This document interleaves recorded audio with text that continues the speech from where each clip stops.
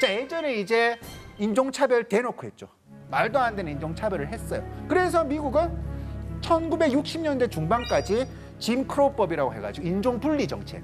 그러니까 노예를 쓰는 건 불법이지만 저 인종하고 백인과 흑인이 공공기관을 따로 쓰는 것, 학교도 따로 다니고 화장실도 따로 쓰는 것은 차별이 아니다라는 법이 서기 1200년대가 아니고 1960년대 중반까지 존재했던 거예요. 나중에 1960년대 중반에 인종분리 정책이 폐지가 됩니다. 같이 학교도 다니고 같이 화장실도 써요.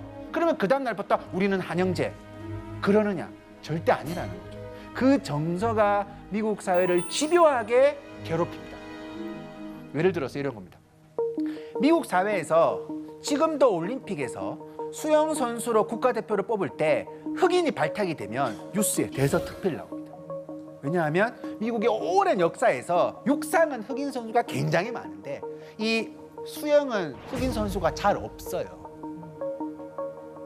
근데 여기에 굉장한 깊은 사연이 있는 거죠. 그 인종분리 정책을 하던 시기에 수영장이 미국에서 막 보급이 되는데 그 수영장을 흑인을 못 쓰게 만든 거예요. 뭐 애 데리고 수영장 데리고 가면 무슨 막 물 더러워진다 그러고 그다음에 막 못 들어오게 하려고 막 물에 이상한 거 뿌리기도 하고 아니면 다 끝나고 청소 다 시키고 막 그런 일을 시키니까 더러워서 안 가는 거죠. 그냥 아유 그냥 정말 나는 저런 대우 안 받으련다. 그러면서 이 수영이라는 것 자체가 내게 낯선 어떤 경험이 되어버리는 겁니다. 그게 그대로 자녀에게까지 전달이 된 거죠. 최근에 미국 질병관리센터에서 조사를 하니까 흑인이 백인보다 익사로 죽을 확률이 3배가 더 높습니다. 실제로. 그 안에는 과거의 기원이 지독히도 없어지지 않는 거예요. 지독히도 없어지지 않는 거예요. 그래서 최근에 이제 이런 일들이 있었죠. 뭐 여러분들 뉴스에 나와서 조금 익숙할 수 있는 사례라고 생각을 합니다.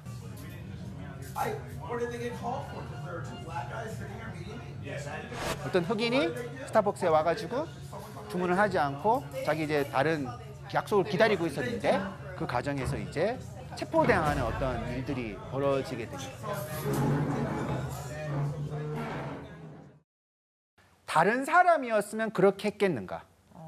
그게 비일비재하게 미국 사회에서 이루어지고 있습니다. 그리고 이게 무슨 미국인들의만의 이야기입니까? 아니라는 거예요. 사립학교에서 영어 원어민 강사를 뽑는데 한국에서만 뽑을 때 이런 말을 쓰는 거예요. Only white person만 지원하세요. 대놓고 백인만 지원하세요라고 적어가지고 엄청난 문제가 됩니다. 막 취재진이 찾아와가지고 왜 그런 말을 했냐고 이렇게 물어보면 한다는 말이 뭐 흑인이 무서웠어요. 우리 아이가 흑인을 싫어해서 그걸 말이라고 또 하는 거예요. 그리고 어떤 한국에서 아주 유명한 흑인 방송인이 어떤 한 초등학생이 자기 팔을 이렇게 핥더니 초콜릿인 줄 알았는데 아니네 라는 말을 대놓고 했습니다. 이런 식의 이야기를 하면 또 많은 사람들이 뭔가 합리화를 하려고 하죠. 걔들은 뭔가 조금 문제가 있다라는 식으로 오해하는 사람이 굉장히 많습니다. 걔들 아프리카를 봐봐. 그 아프리카는 조금 뭔가 경제 발전이 늦고 막 투자를 해주거든요. 근데도 속도가 잘 안 나요. 그 아프리카 대륙을 보고 있으면 답답하다는 거죠. 아프리카의 지도를 보시면 굉장히 우리가 알고 있는 국경하고는 좀 다른 스타일을 볼 수가 있습니다. 마치 자로 잰 듯한. 여러분 한번 생각해 보십시오. 왜 우리나라 국경이 그렇게 생기겠습니까? 이게 네 땅이니 내 땅이니 막 싸우고 끊다 보면 그다음에 산맥도 있고 막 그러니까 이 국경이라는 건 굉장히 뭔가 울퉁불퉁하게 될 수밖에 없는 거겠죠. 근데 아프리카 보고 있으면 마치 자로 잰 듯한. 저 일이 언제 발생을 했냐면 1884년과 1885년 세계 14개 열강들이 베를린에 모여가지고 아프리카 분할 정책을 펼칩니다. 아프리카 쟁탈전이라고 보통 표현을 하죠. 그런데 저 아프리카 내륙의 80%가 자기들 부족이 다 있었다고요. 국가라는 이름만 없을 뿐이지 자기들 룰대로 다 살고 있었다는 거죠. 근데 14개 나라가 모여가지고 이건 네 땅, 이건 너 땅 그렇게 자로 재어버립니다. 그 일이 벌어지니까 어떤 일이 벌어집니까? 어제까지 원수였어요. 그래서 원수였으니까 자기들끼리 선을 쳐놓고 살았겠죠. 그렇게 수천 년 동안 산 거예요. 야, 쟤들하고 우리는 종교가 달라. 근데 하루아침에 한 나라로 만들어버린 거예요. 또 어떤 나라는 200개 부족이 하루아침에 한 나라가 돼버려요. 그러니까 내전이 계속 발생하는 거죠. 내전이 계속 발생하니까 생산적인 어떤 동기부여가 잘 되지 않는 거죠. 그걸 우리가 내버려 두고 뭐 그럴 만한 이유가 있다. 이런 식으로 우리가 이해를 하는 것은 굉장히 넌센스죠. 인형 뽑기 달인입니다. 어떤 경지냐면 1타 2피. 1타 2피. 뭐 이제 뭐 가운데를 노려라 이런 정도가 아니라. 근데 제가 이런 인형 뽑기를 잘하게 된 좀 사연이 있습니다. 제가 이제 모 아침 방송 프로에 나가게 되었는데 인형 뽑기 열풍이 있는데 그 원인이 도대체 무엇이냐 분석을 좀 해달라는 거예요. 근데 한 번도 안 해봤었어요, 그때까지는. 근데 막 자료를 찾아보니까 뭐 이런 말이 있잖아요. 뭐 힘든 세상에서 뭐 작은 것의 기쁨을 누리고 소확행. 뭐 그런 말들이 있어가지고 요즘 살기 힘들잖아요. 이런 거 뽑으면 기쁘잖아요. 뭐 이런 식으로 이야기를 했어요. 근데 집에 오면서 말도 안 되는 생각이 드는 거예요. 뭘 저게 인형을 뽑는다고 뭐가 행복하냐. 딱 그 앞에 인형 뽑기 딱 가게가 있는 거예요. 그래서 검증 차원에서 정말 그럴까? 라고 생각을 하고 들어가서 돈을 집어넣어 봅니다. 띠리띠리띠리띠리 그러더니 막 들고 막 조금씩 오고 막 떨어뜨리고 해요. 근데 이건 너무 기쁜 거예요. 아직 하나도 안 나왔는데 뭔가 원했던 것이 내 쪽으로 끌어오는 느낌이 굉장히 오랜만에 느껴보는 기분이었던 거예요. 그러니까 가시적인 목표? 이게 막 생기는 거예요. 그래서 막 공부도 막 하고 그러다가 이제 어느 날 돈을 탁 집어넣고 이거를 탁 끄집어내는데 야, 그 성취감이라는 게 와, 대단한 거예요. 막 속으로. 근데 막 옆에서 막 박수 막 쳐주고 막 그러는 거야, 막. 야, 내가 누군가로부터 그래 부러움을 이렇게 누가 나를 이렇게 부럽다고 한 적이 있었던가. 이 인형을 하나 뽑는데 이렇게 굉장히 기쁘구나라는 생각을 가지게 되었어요. 그래서 제가 이제 그날 이제 이걸 이제 뽑아와서 어느 날 이런 글들을 남기게 되었어요. 노력하면 된다. 노력하면 된다. 우리가 간절히 원하면 된다. 인생이 아니라 인형 뽑기는 정직하더라라는 생각을 가지게 되었습니다.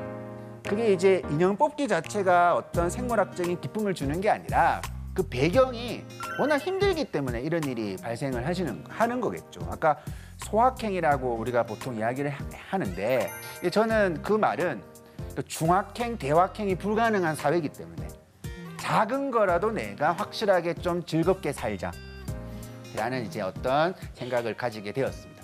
자, 지금 보고 계시는 한 사진은 밤에 어떤 도시에서 관찰을 해보면 나올 수 있는 일상적인 모습입니다. 근데 어떤 사람은 다른 사회에서 왔다고 가정을 할게요. 그 사람은 저 광경을 보고 어떻게 말을 하냐면 왜 저렇게 도시에 무덤이 많아? 라고 이야기를 하는 거예요. 자, 서울의 지도에서 교회를 검색하면 저렇다고 합니다. 포털 사이트에 검색해보면 뭘 그렇게 나오고 막 굉장히 많거든요. 저 현상을 우리가 과연 그냥 신앙심에 투찬한 많은 사람들이 여기 살기 때문이다 라고 해석을 해야 되느냐, 아니면 야, 너 왜 이렇게 신앙심에 투철해? 야, 이거 기도할 게 많잖아. 이걸 우리 가족의 건강부터 시작을 해서 뭐 우리 아이 시험부터 해서 기도할 게 많으면 어떤 사람은 근데 그걸 왜 기도를 해? 그걸 왜 기도로 해결을 하려고 해? 그거는 사회 시스템이 상식적으로 갖춰지면 그 사람들의 고통, 불안이 사라지는 건데 내가 아파도 큰 돈 안 들 수 있는 의료의 공공성을 만들어 놓으면 내가 적극적으로 치료받고 다시 사회에 들어가게 되겠죠. 근데 우리 사회에서 과연 그러한가? 의료의 공공성이 없죠. 주거의 공공성이 없죠. 교육의 공공성이 없죠. 그러니까 뭔가 절박한 거예요.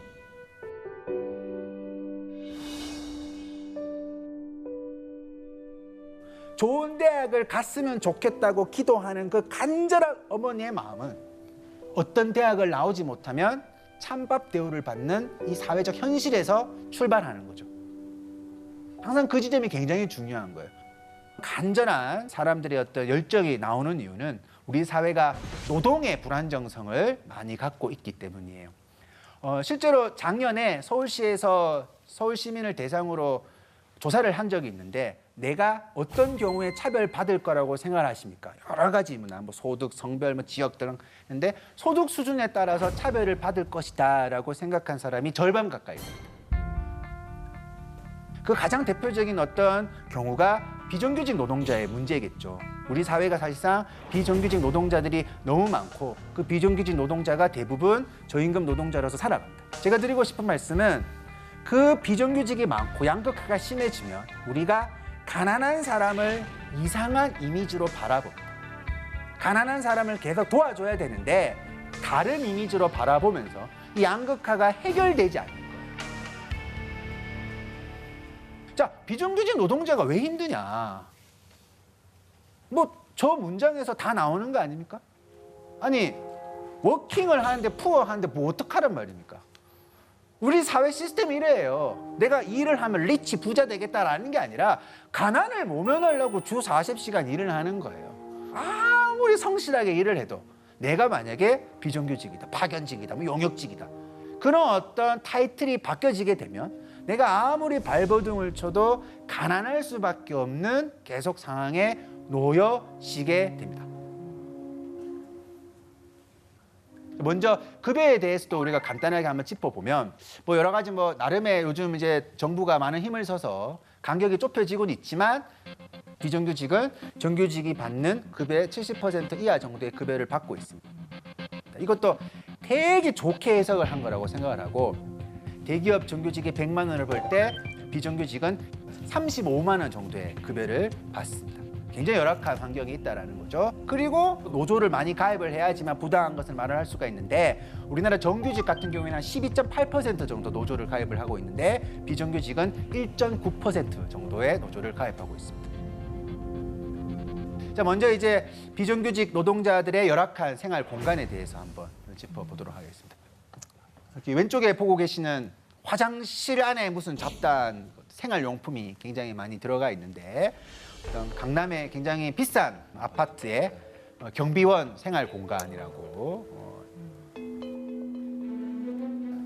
그다음에 병원에 청소 노동자들이 휴식 공간을 꾸리고 있는지에 대해서 나타내고 있는 그림입니다.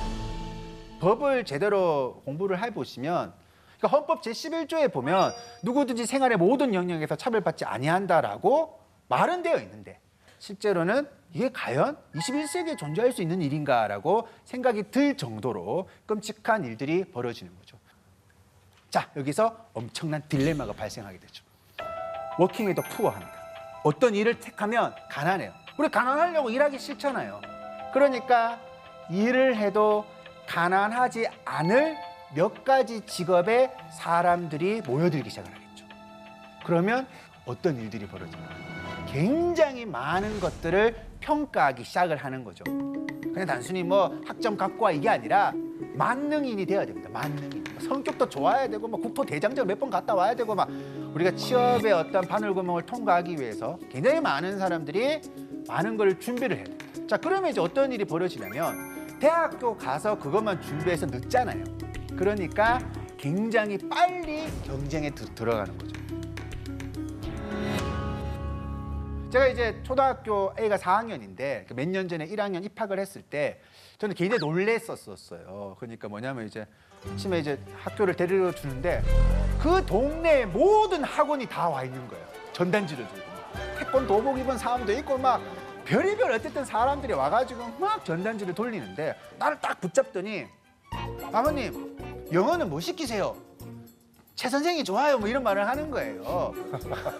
그래가지고 영어를 7살, 8살 때 한다는 거를 생각을 못했던 것 같아요. 그래가지고 아 영어요? 영어 안 하는데요? 라고 말을 하니까 어쩌다가요? 뭐 어떻게 하려고요? 그러다 큰일 나요. 그러니까 모든 사람이 다 하고 있는 거예요.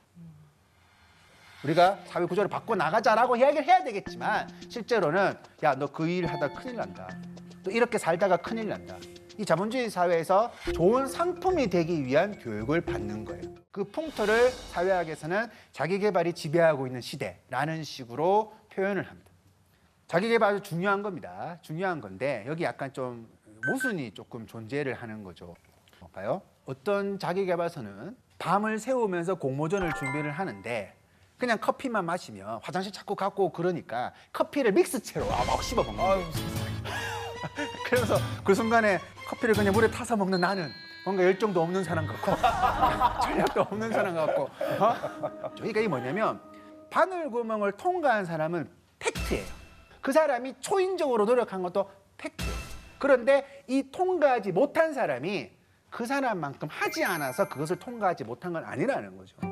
실제로는 굉장히 그 앞에는 비슷비슷한 사람들이 모여 있습니다. 근데 여러 가지가 얽히면서 어떤 상황이 발생을 하게 된 거죠. 취업을 하기 위해서 이렇게 어릴 때부터 많이 준비를 해도 잘 되지 않는 게 과연 옳은 사회인가라는 질문을 던져야 됩니다. 그런데 예전에는 이것이 잘못되었다고 대학이 비판을 좀 했어요. 대학이 나와가지고 야 너희들 말이야 좀 세상을 좀 비판하고 살아. 그런 식으로 아주 옛날에 이야기를 했는데 2000년대 중반부터 대학은 그냥 취업 사관학교다 라면서 대학이 완전히 변해버립니다. 지금 보고 계시는 저 추억의 멘트들은 대학의 총장님들이 직접 하신 말들입니다. 대학은 지금 양성소 공장에서 제품을 생산했는데 재고가 쌓이면 되겠느냐 그러면서 CEO를 키우는 대학, 그다음에 학교는 복지기관이 아니다 라는 이야기를 총장님 입에서 저렇게 말씀을 하십니다. 여기에 굉장히 우리가 함의점이 있습니다. 2004년도에 신조어로 등록된 단어가 있는데 그게 스펙이란 단어거든요.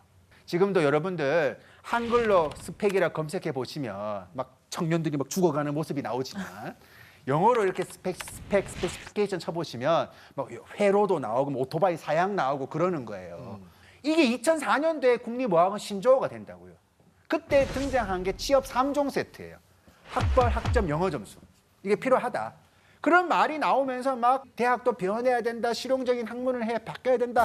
그렇게 바뀌면 다 행복해진다라고 했는데 그렇게 십몇 년 동안 대학이 변하고 나니까 취업 3종 세트가 취업 9종 세트가 되었어요.